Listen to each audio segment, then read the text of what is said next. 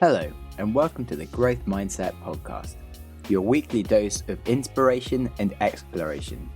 Join me, your host, Sam Harris, as I discover how mindset can help you do incredible things through my conversations with the world's most interesting people, from tech billionaires to leading scientists, best-selling authors to notorious hackers. The goal is to increase our collective wisdom and attitudes to make us all happier and healthier, wiser and wealthier. Who doesn't want that?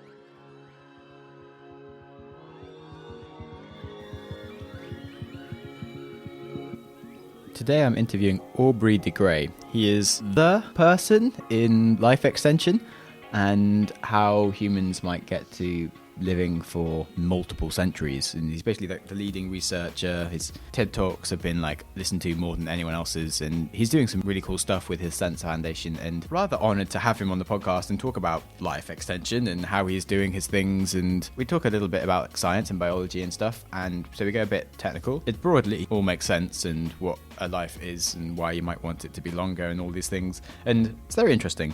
I hope you enjoy it. And Aubrey's just a really fascinating guy he's just very to the point and just does stuff. And yeah, he's really cool. So I hope you appreciate the podcast as much as I did and learn some stuff about life. I started out growing up in London, and when I was about 9, I had a kind of revelation that has essentially guided everything since then. And it all came about because my mother had, for whatever reason, decided she wanted me to play the piano. And so I was being forced to practice the piano, and I didn't like this. And for some reason, I actually started to think about why I didn't want to practice the piano. And the fundamental answer that I came to was, well, it was simply because the best possible outcome of spending all this time doing this would be that I would become a good pianist. And I didn't think that that was much of a goal, because the fact is there were already lots of other good pianists, and therefore I wouldn't be significantly enhancing people's quality of life by becoming another one. And it was that led me, over the next few years, to an increasingly concrete realization that I wanted to be a scientist, because ultimately I wanted to make a difference to the world. And I recognized that scientists in the long run make the most difference. So I went into computer science eventually. When I was 15, I started programming, found I was good at it. So I thought, well, okay, I'll go into that, because one of the big problems that the world has is the problem of work. The fact that people have to spend so much of their time doing stuff that they wouldn't do unless they were being paid for it. And so I'll stop that by helping in artificial intelligence research to create more automation. And I did that quite happily for a while. I did my undergrad degree in computer science at Cambridge and worked in research in that area for several years. But during that time, I married a biologist, someone quite a lot older than me. She was already a senior professor in California, actually. She was in Cambridge on sabbatical initially. But through her, I not only learned a lot of biology, I also began gradually to realize that she wasn't interested in aging, and indeed nor were any other biologists that I was meeting. And I realized that that was extraordinary, because I had never thought that anybody would not think that aging was the world's most important problem. And the only reason I had not gone into it myself was because I didn't have any reason to believe that I was an exceptionally good biologist, whereas I did have reason to believe that I was a damn good programmer. But having found out that basically nobody was working on trying to keep people healthy late in life, not properly anyway, I thought, well, I better switch fields, really. And that's what led to my moving into the biology of aging. Back in the early 1990s, mid-1990s, which was when this was, I had actually had to shelve my artificial intelligence research because of lack of funding. And I had taken an extremely undemanding job at the University of Cambridge, a bioinformatics job, specifically in order to give myself enough spare time and access to resources so that I would be able to just do my research, to resume my artificial intelligence research. So that, of course, put me in an extremely helpful position in terms of switching careers. I could just create a whole new career for myself in my spare time without any risk, basically. And that's what happened. I was fortunate enough to have a few ideas in the late 90s that were quite well received. So I rose to a fair degree of prominence in gerontology very quickly. And then in the year 2000, I had the key idea of sense, the idea that comprehensive damage repair is the most promising and practical way to actually keep people healthy late in life. And it took me several years after that to really get the community on side. At first, most people in the biology of aging found this idea very heretical, and even they didn't think of it as particularly scientific. So there was a great deal of education that I had to engage in to get people to understand the basis for why I was saying this. But that was eventually successful. So by the late 2000s, this had become, a reasonably accepted idea, and certainly by now, by the mid or late 2010s, it's totally mainstream and orthodox, and it's being reinvented by other people constantly. And I never have to actually persuade people that it's a good idea anymore. Yeah, I really like your approach of just trying to make yourself the most effective that you can be with your skills, rather than just doing something just because you could be good at it, like being a pianist or whatever. I think it's a very entrepreneurial attitude. I have similar feelings of, I don't really like having a job because I feel that someone else could already do that. And like, I feel like I have to go and invent something because of I'm always having too many ideas. What's the point of using my ideas to do something that someone else can do? And then also your approach to aging. I've had this conversation with people whereby I used to kind of like asking people if they want to die or not.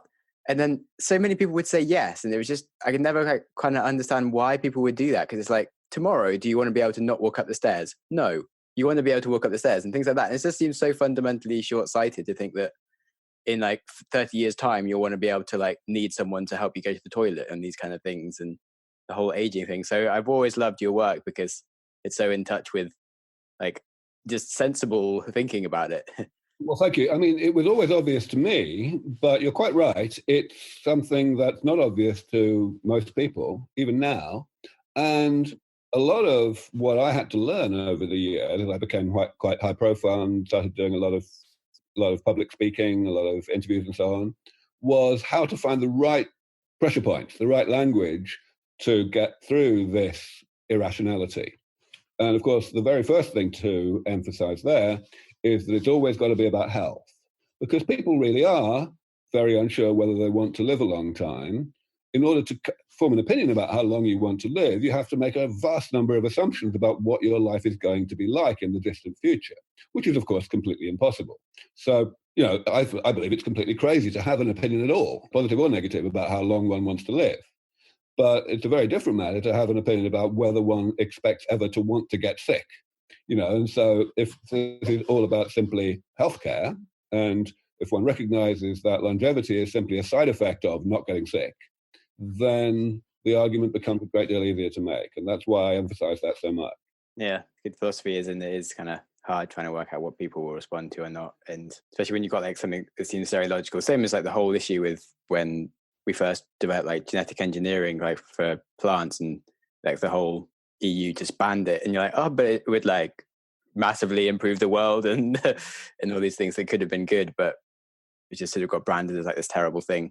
Yeah, actually, it's even worse than that, because when we've had these things like, for example, the unpopularity of genetically modified crops, or for that matter, other things like, cloning in the US, creating nuclear transfer, these specific technologies, one can always say, well, is this safe, or is it safe yet? And, should we slow down and things like that? And these arguments are generally, not stupid. They've generally got some basis in fact. And of course, there is a wide spectrum of opinion in each of these cases with regard to how cautious one ought to be, at what point the risks are reduced enough that the cost-benefit ratio is positive. But in our case, with aging, it's worse than that, because we're not even talking about a specific technology. The concerns and hesitation and ambivalence that exist with regard to bringing aging under medical control is irrespective of the technology. It's just even in the case where the medicine works, people are uncertain whether they want it, and that's much more crazy. Yeah, definitely, it's a hard one. On this subject of like hot topic things, what do you think about the future of genetic engineering for humans, and possibly like the research that's going into like CRISPR and improving like the genome? So not just like selecting people that are like blonde and tall, but like literally making them like smarter and muscular or whatever you want as a human. Well, for sure, there are all manner of reasons why we would want to develop technologies that allow us to modify the human genome. The most obvious and uncontroversial ones with regard to congenital diseases, of course, things that make kids sick at a young age and the result of having inherited the wrong genes from their parents. these things, it's very practical to suppose that we could actually eliminate them using methods that are, if not already ready for prime time, at least pretty close to it. CRISPR itself, when it was first developed 6 or 7 years ago, was definitely not very safe. It had a high error rate, but people have been working very successfully to reduce that. And it's now got to the point where we are pretty close, I would say, to being able to do this. However, one thing that is very important to emphasize in relation to aging is that we have two ways to go about modifying the genome of people. One way is called germline gene therapy, which means taking a fertilized egg or even the gametes that are going to become the fertilized egg and modifying them so that the individual has the genetic modification right from conception, or at least right from implantation. And the other approach is to do what's called somatic gene therapy, which would take someone who's already alive and been born and perhaps is already an adult and modify the genomes of all, or at least some respectable subset of the cells in that person. Now, clearly, the latter alternative, somatic gene therapy, is far more challenging technologically, and everyone knows it. And so far, the only real work that's been done in earnest on human somatic gene therapy is with regard to specific conditions that, for whatever reason, can be treated even if you successfully modify only a very small proportion of the cells in the relevant tissue. So, for example, there are certain metabolic diseases which can be very, very effectively alleviated just by restoring a mutant function of, let's say, 1% of the cells in the liver, because those cells then take over, basically. But that's not true for most aspects of congenital diseases, and that's why gene therapy is by no means ready for prime time for most things. Now, in the case of aging, something that a lot of people overlook is that we really don't need to worry about that, because by definition, aging is not bad for you until you're 50 or more, right?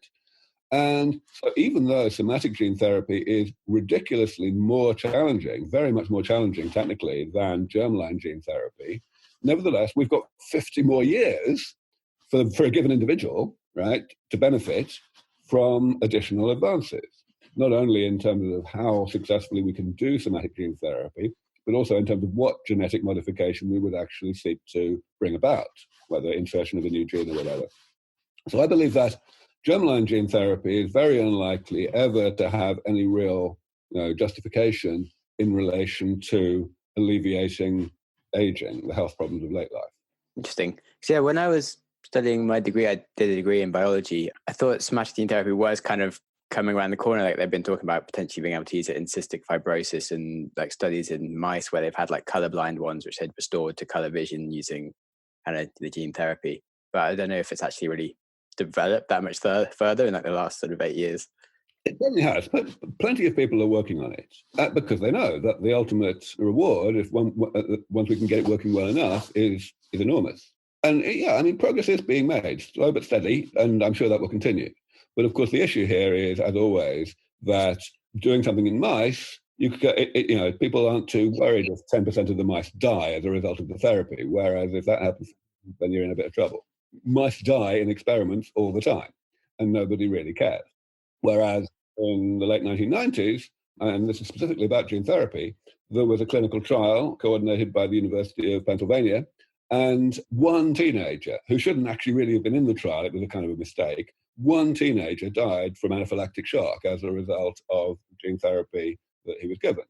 And that caused such an outcry over, inadequacy of rigor in the conduct of the trials, that all clinical trials for all gene therapy were basically completely closed down for at least a year, worldwide. Wow. Now, that, of course, has had knock-on effects in terms of delaying progress in this area. Yeah, and potentially millions of people now die or something because of this. Well, you're absolutely right. Yeah, I mean, but this is the nature of society's risk aversion. Bad news makes a lot more headlines than the absence of good news. Yeah. Same as like for AI and driving cars, as in there's so much regulation around it. If like one car kills someone, it's like huge news. Whereas like there's people dying every day, like every minute probably in like the current scenario. It's exactly the same. You're quite right. Do you experience stress or have anxiety or chronic pain or have trouble sleeping at least once a week? Well, you're not alone. Many people do. And personally, I'm not very good at sleeping and my mind keeps on doing things, and I can get stressed because I take on too many things all at once. And I've had some chronic pain since rather shattering my leg. It's a bit annoying, but if you wanted something that helps, then Feels is a premium CBD oil which can be delivered directly to your doorstep and has come directly to mine, which naturally helps reduce stress, anxiety, pain, and sleeplessness. So it's been rather handy having it, thanks to Feels. They've given me some, and in return, I'm giving them an advert spot. And yeah, you just place a few drops of the CBD oil under your tongue, and you can feel the difference within minutes. If you're new to CBD, it doesn't actually make you high as such, but they also have a free hotline for you to talk to about your experience in case you're worried and want some help about what's going on. But I would really recommend it. It works quite naturally, and there's no like high or hangover or addiction and stuff. And yeah, if you join the community, you can get it every month and you can save money on your orders. And it's really, like they've done a good job of researching how they're doing all this stuff. So I quite like the product. And yeah, it just has me feeling my best every day, and it can help you too if you have any of these issues. So you can become a member by going to feels.com/growth and you'll get 50% off your first order with free shipping. That's Feels, which is spelled not how it sounds. So it's feals.com/growth to become a member and get 50% off automatically from your first order with free shipping. So feels.com/growth. Back into aging then, what do you think we should like explain, and what are the main ways of aging? Because you kind of go into this in a few places, like the 7 sort of types of aging and stuff. Could you explain that a bit better? Sure. So the fundamental concept that I introduced nearly 20 years ago now, and that, as I mentioned earlier, was initially viewed as very heretical, but is now very much mainstream, was that the most common sense and most practical approach to keeping people healthy late in life was simply to repair the damage that the body does to itself throughout life, not necessarily perfectly, but well enough so that the overall amount of damage that remains in the body is within the capacity of the body to tolerate. And this was basically founded on a more rigorous definition, a more simple and clear definition of aging than ones that other biologists had historically been using. I define aging very straightforwardly as the lifelong, even starting before we're born, the lifelong accumulation of various types of molecular and cellular change to the body's structure and function that are generated by the normal functioning of the human body. In other words, they are side effects of normal metabolism. And the body is set up to tolerate a certain amount of those changes, but they continue to accumulate throughout life, and eventually their abundance exceeds what the body is set up to tolerate. And that's why we get sick late in life, and eventually we die because there's so much of that damage. This is a really, demystifying definition. There's nothing, wishy-washy about it. And if you've got that in place, then first of all, it's easy to see that there's no way we can actually cure the so-called diseases of old age, like Alzheimer's, because they are side effects of being alive, and we don't want to cure being alive. And secondly, it makes it clear that we're not really going to have any success in terms of just slowing down the rate at which damage is created. In other words, making metabolism run more cleanly, which is essentially what gerontologists had historically been trying to do for the previous decades before I came along. Because that too involves essentially manipulating a system that we don't understand very well, namely our own metabolism. Whereas repairing damage sidesteps all of our ignorance and all of the complexity that is involved. We don't need to slow down the accumulation of damage, which means we don't need to actually understand how that damage is generated in the first place. We can just keep the overall level of damage down to a level where it doesn't cause us to get sick. And that, of course, means that we also don't need to understand the details of how having too much damage does make us sick. And then the only question remains, what is this damage that we've got to repair? Because we've got to characterize it, of course, even if we don't have to understand the mechanisms whereby it is created and whereby it's bad for us, we still have to know what it is in order to be able to design ways to eliminate it. So my first real attempt to do this just split aging, the types of damage in aging, into a very small number of categories, just 7 categories, for each of which there was a generic approach to fixing it, approach to actually doing the damage repair. And that classification has very much stood the test of time. We still use the same thing. And furthermore, the generic approaches to repairing the damage have also stood the test of time. The approaches, even though they were very conceptual early on and there was a huge amount to do to actually implement them, nevertheless, they have not encountered any barriers, and we have made huge progress against all of them. So that's all very splendid. And now, as I say, people are reinventing this idea and kind of pretending it's original, and there are quite a few recapitulations of this concept that have come out in the past 5 or 6 years. Some of them just split aging into 9 categories or 6 or 8, but it's all exactly the same idea. It's not as if anyone has come up with some new type of damage that did not fit within my original classification. So that's why I say that now this idea is totally mainstream. So then what would you say the biggest things that sort of a normal human can do up front to sort of help combat aging? As in, what could I change something in my diet, or should I stop living in London because of air pollution, things like these? Yeah, a lot of people ask this question, and unfortunately the boring answer is that there's really nothing that one can do over and above just, living the way your mother told you to, and not smoking and not getting seriously overweight, and, having a reasonably varied, balanced diet. The effect of pollution, for example, is, really very negligible. I mean, of course, there are exceptions. You can be living in an extremely polluted place like, Peking. But the level of pollution that you'll have in most major Western cities causes damage in the body only at a far smaller rate than other things that are intrinsic to being alive. So, I mean, by far the single worst thing that you're doing for yourself right now in terms of causing damage to be generated is breathing. Breathing is spectacularly bad for you, because the way that the body uses oxygen in cells in order to extract energy from nutrients is a very hairy chemical process that generates toxic side byproducts called free radicals, which cause damage of all manner of different types. But breathing is rather, non-negotiable. So, that's the thing, that's the way to be thinking about it. And that again explains why we really have no hope of actually modifying the body so that it makes damage at a slower rate, and therefore we should be intervening one step further along the road and actually repairing the damage and living with the fact that the damage is going to be generated. So yeah, in terms of lifestyle, obviously do as much exercise as you need to keep a good BMI and so on. Different people need different amounts of exercise.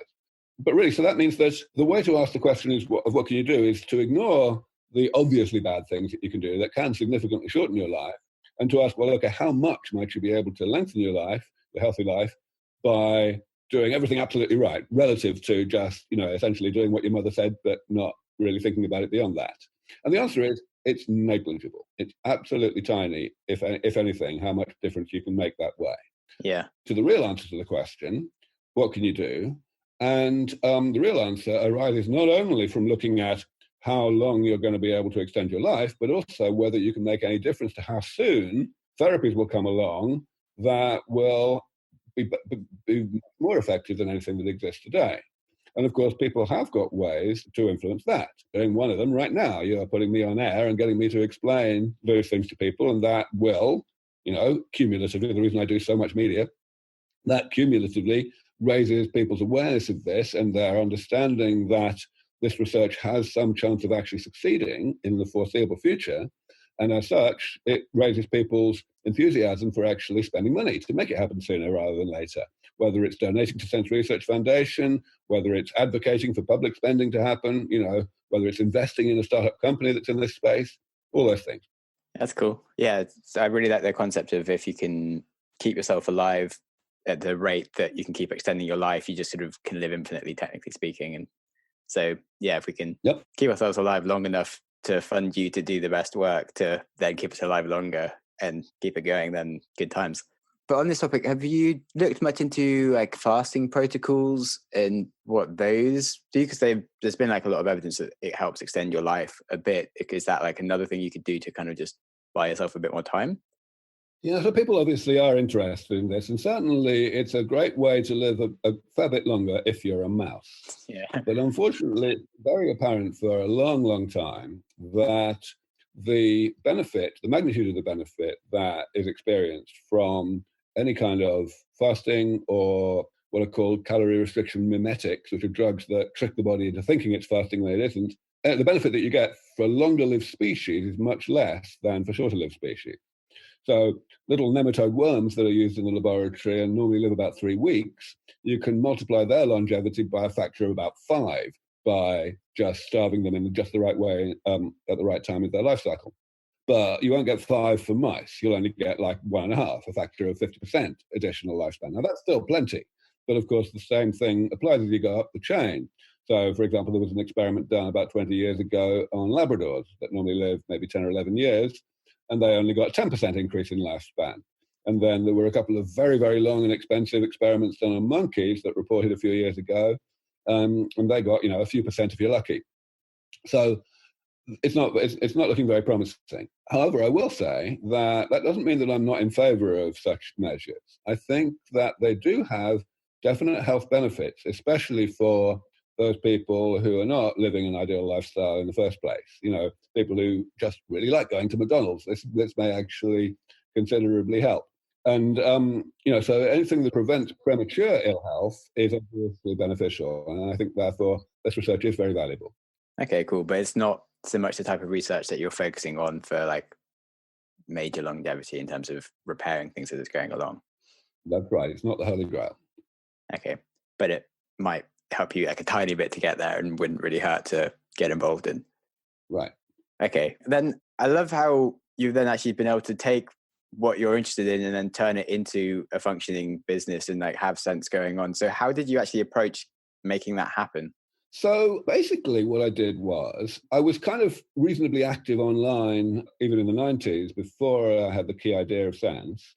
And so, there was a certain small community of enthusiasts and, of course, some experts who were involved there. And, of course, I also was going to professional conferences and meeting the top people in the field. And then when I had this idea and I started putting it out there, of course, I was explaining it as best I could to people. And more people were hearing about it, and I was getting invited to more and more conferences. And in around 2002, I was approached by a businessman from Virginia who was very keen on this and thought that what I was saying made sense. And he had the knowledge and the skills to actually set up a charity, what's called a 501c3 in the US, a public charity, for the purpose of promoting all of this. So we did that. And initially, we didn't have any money, of course, so we couldn't do research. But we decided that what we could do in the near term was to raise the public profile of this whole research area in a way that will allow it to be funded better in the longer term. And so we created things called the Methuselah Mouse Prizes, which were essentially just competitions that said, we'll give you some money if you beat the mouse world record and for lifespan. And the idea was that the money we would give would be some proportion of the money that people had given us to put into the prize pot. So we were seeking donations for that. And the way it worked was that proportion of the prize pot that you would receive if you broke the record would be dependent on how much you beat the previous record by. And that meant that we were able to actually put away a bunch of money that we could be very sure we would never have to actually spend because no one would beat the previous record by, let's say, a factor of 10. So that meant that eventually around 2005, we were able to start actually doing research, actually funding research, PhD students in actual university labs. Just a couple, but still better than nothing. And that went really well. After a couple of years, we started getting more money in. Our first major donor was a guy named Peter Thiel, who's quite well known as a radical and important supporter of new technology. He started giving us around $1 million a year in 2006. And after a couple more years, we decided that actually the mission would be best served if we split the foundation in two and had the Methuselah Foundation carry on doing what it was created for, namely the publicity and these prizes and so on, while we had a new foundation, Sense Research Foundation, that was focusing on doing the research. The idea was basically that would allow the messaging to be more attuned to the activity. You have to be very superficial and glitzy and populist if you're trying to promote prizes, and that doesn't go down so well with research. So it worked very nicely. So the two foundations have both been very successful since that time. Cool. That's pretty fascinating. And then how did you go about finding the right sort of partners to work on it with you and growing a team? And then, because it's not like it's... Sure. In terms of the scientists, that wasn't nearly so hard. So first of all, in terms of professors that we might fund to do work in their universities or institutes, that's really easy. You basically you have a project and you think that this particular professor is the world's best person to work on it because of what they've done before. You just go and contact him. In many cases, I would have known this person already personally from conferences. And I would say, well, okay, I'd like you to do this, please. And he'll say, well, yeah, no, I'd prefer to do that. And I'll say, well, if you do this, I'll pay you. And he said, all right. So that's actually fairly easy. And then for youngsters, it's also not so bad. I mean, this is a large part of the reason why why we set up the foundation in the Bay Area, is that, this is the world's most largest collection of visionaries, of people who are keen to aim high. And that certainly includes people in biology. And of course, aiming high in biology basically means working on aging. It's pretty easy to persuade people that that's the thing they ought to be doing if that's the kind of person they are.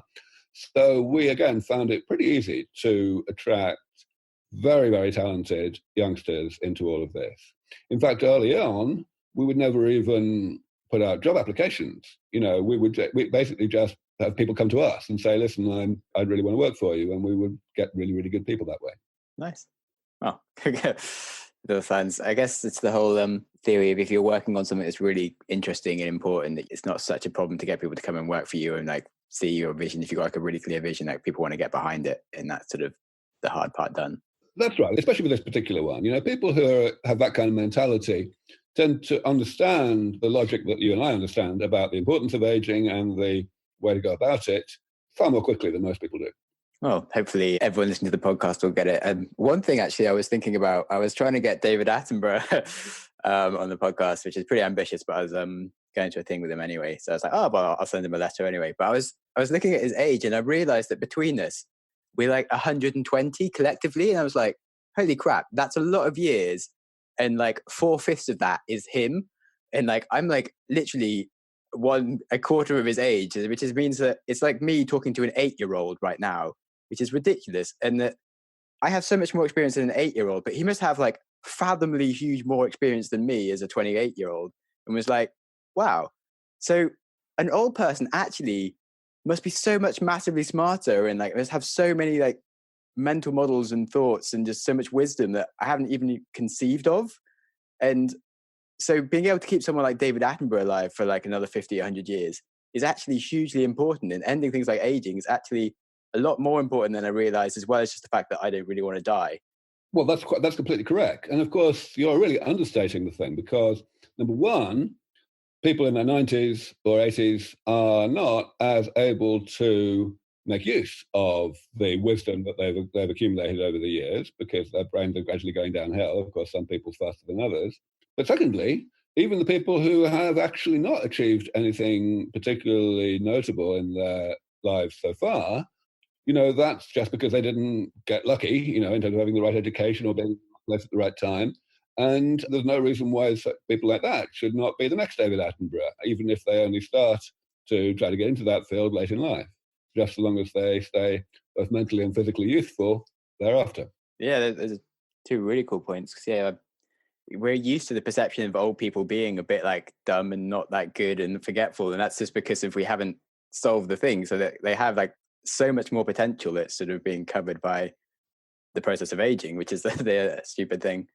And then, as you get older, you just get so much better at being able to do things and execute. So it makes sense to that people would be able to do so much better as they age, even if they hadn't done stuff before. Have you thought about, like, I was thinking about, the trolley problem of a car that maybe has to kill like one old person or like 5 1-year-olds or something. And I was thinking like, well, technically, if it's going to kill 1 50-year-old or like 5 1-year-olds, it's sort of better to kill the 1-year-olds in terms of they're not going to add anything to society for the next 20 years and just like take resources and need to be taught stuff. Whereas like the 50-year-old has got like so much education and value in their brain. And suddenly it's like, on that theory, it's like it's much better to keep the 50-year-old alive because of next year he could like solve a bunch of problems and stop loads of people from dying. Whereas the 1-year-olds are going to do nothing for ages. And obviously there's lots of other counter arguments, but it was just like one kind of philosophy that you're like, actually, yeah, maybe old people are quite useful. Well, that's true. Yes, exactly. But of course, there's many different philosophical positions on that. One can say, the young people should be saved because they've got more to lose or because they have not yet had the benefit of living a long time and having a lot of moments of life so far. Honestly, the main thing to focus on is that in the real world, it's not a zero-sum game. You don't have to make that choice. Definitely. It's sort of a bit of a silly thing. But I guess it was nice to sort of realize just like the value of age, at least from that, even if like the rest of it doesn't really matter. Back to the general things. In your own life, like have you had any kind of changes in how you think besides your theories on aging and AI research that you're doing, as in fundamental like approaches to where you've done things that you sort of were doing things wrong in life that was causing you problems, but now you sort of like, oh wow, I was being a bit stupid. This is how I should do it. Not really, to be honest. I've not had any real big change of direction that way. Even the case where I switched fields from computer science to biology, that was not as a result of thinking I was somehow being stupid or making a wrong choice in how to use what I knew. It was just a case of something that I honestly didn't know.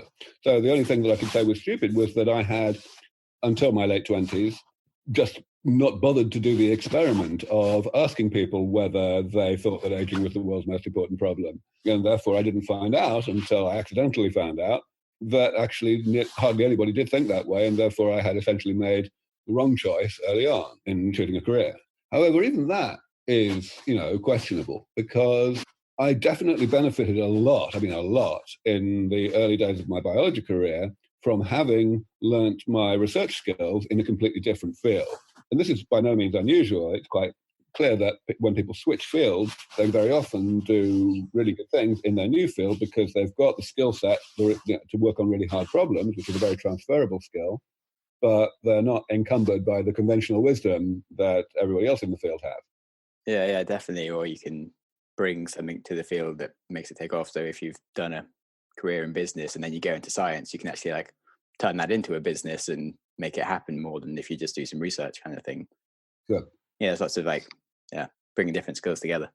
Okay, so what do you think you'd have done if you'd been born like 100 years ago? Sometimes I feel like I was. Yeah. Honestly, I have no idea. I mean, that means being born, let's say, 50 years earlier than I actually was. Mm. If I had ended up thinking about aging at all, then I don't know whether I would have been able to put two and two together in the same way, but probably not. Because if I go back to the year 2000, the way that I was able to convince myself that this comprehensive damage repair approach actually had legs was because of putting together a bunch of pieces of the jigsaw, so to speak, that had really only been developed in the previous few years. If you go back to the first paper that I wrote in that area in 2002, you can see that some of the key references were from 1999 or from 1996. So really, the substrate wasn't there.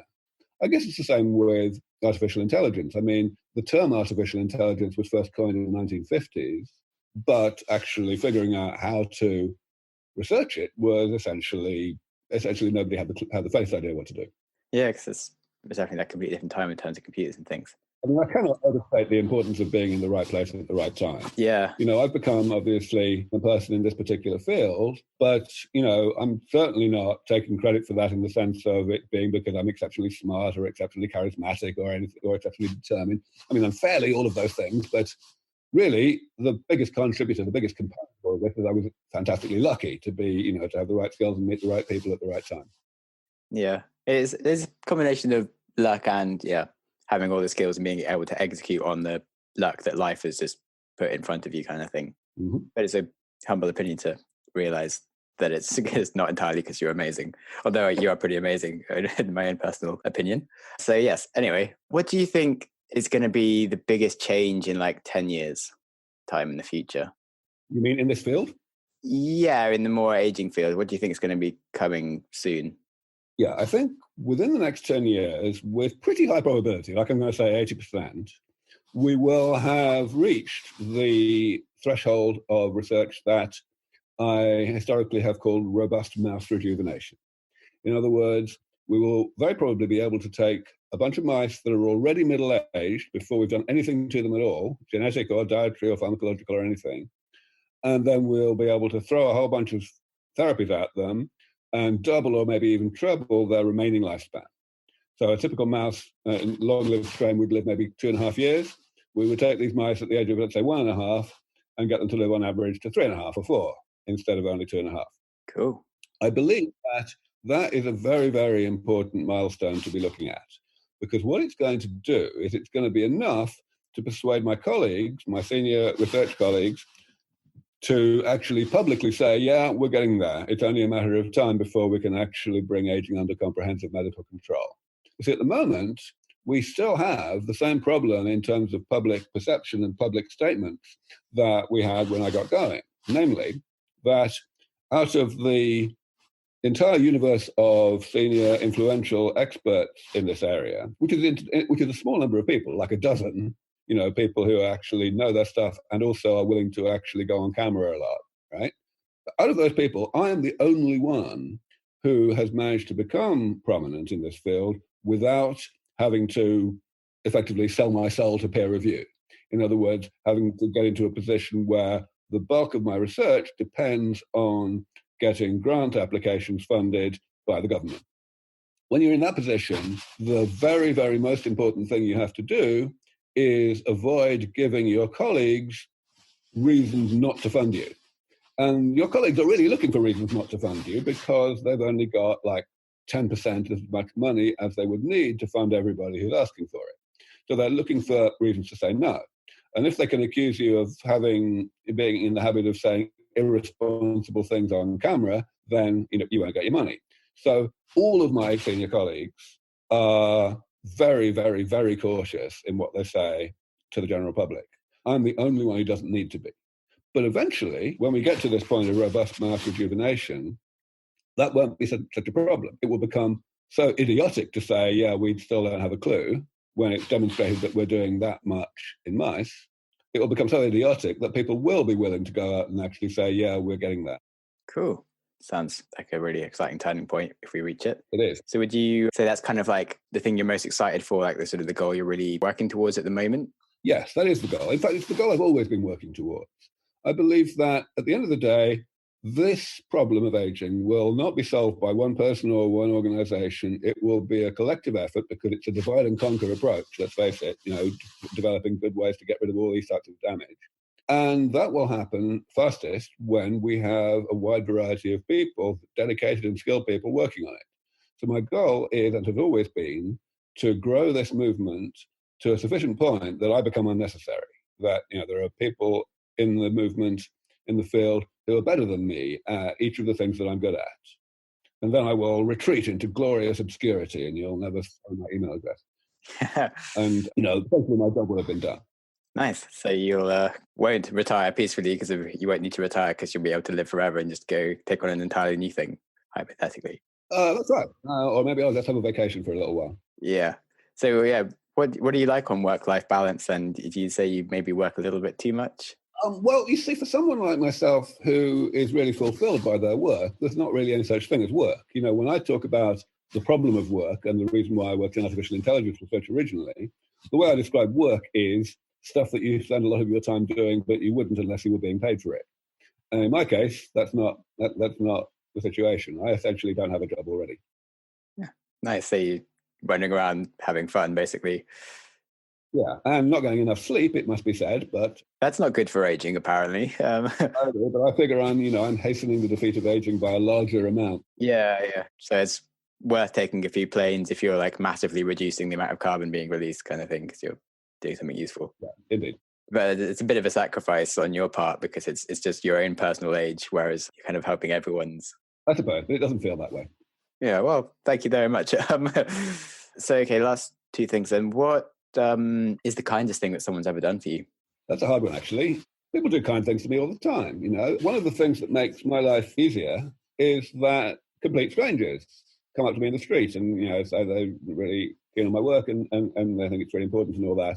So, I have a vast amount of positive feedback all the time, and people don't have to do that. So I regard it as an act of kindness to actually come and give me some of that. And actually, the people I really look up to in this movement are the foot soldiers, the other people who are just as dedicated as me, they work just as hard, and they don't get any of that because nobody knows their faces. So, people are kind to me all the time. Cool. Then is there anything that you would like me to do for you or any of the listeners that would help?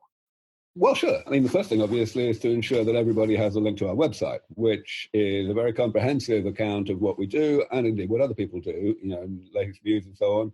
And it also it's written for every audience. There's plenty there for complete novices as well as for absolute experts. There's obviously a contact form as well. If there's any questions that one has that one actually thinks we could answer, you can write and we get back to you pretty promptly. Oh, and of course, there's also a nice big friendly donate button. Yeah. Okay. Donate. Go have a look. Find out more about it. Okay. Cool. Yeah. Is there anything else you think I haven't asked that you'd like to talk about, or any questions for me?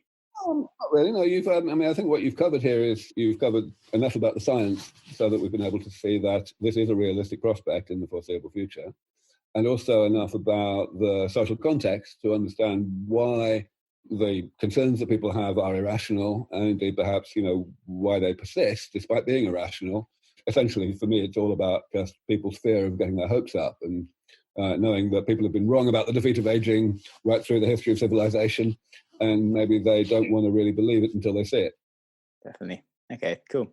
And learn a bit about you and how you approach doing all these things, which has been quite fascinating, and mindsets behind it, which is where the podcast angle comes from. Cool. Thank you for having me on the show, and thank you to all the listeners for listening and getting right through your podcast. And I very much hope that some of your listeners will make contributions in the future, whether financial or any other kind of contribution. Sure thing. Okay. Well, thanks so much.